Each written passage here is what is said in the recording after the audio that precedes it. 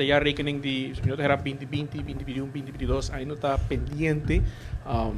Ano passado, novembro, o ministro a remarcar que também faz esforço para halin aqui durante a 2024, seguro na final de 2024, sin embargo, está fazendo remarque que sim, sebenarnya era para meio luna lo haya uno e para junho lo haya outro ya rekening, está logrando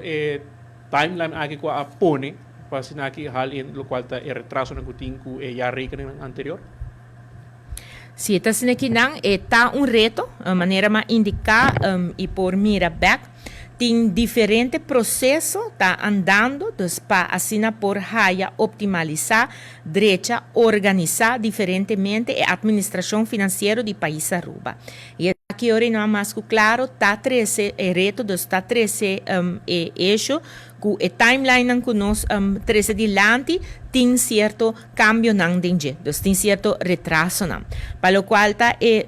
já rekening em 2019 se por informar que essa aqui está na algemene rekenkamer, agora que não está tomando tempo para assim ora não por raia apresentar essa aqui na parlamento de Aruba, dus sei lo toma lugar se aia aqui não, pero dus outro não também dus presupuesto, perdão, conta anual de 2020 e outro não tá guardo trabalhar no momento na aqui não. Eta queda reto grande para sobrecutar na Aruba, botin é mesmo pessoa não que tem que trabalhar para compilar a cifra na aqui largo tempo, nota outra tem por exemplo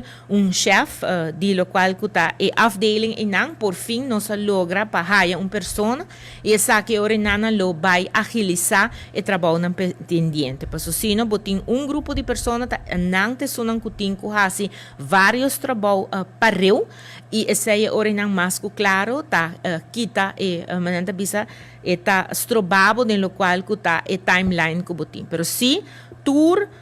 esforço tá dirigir para na 2026 e conta anual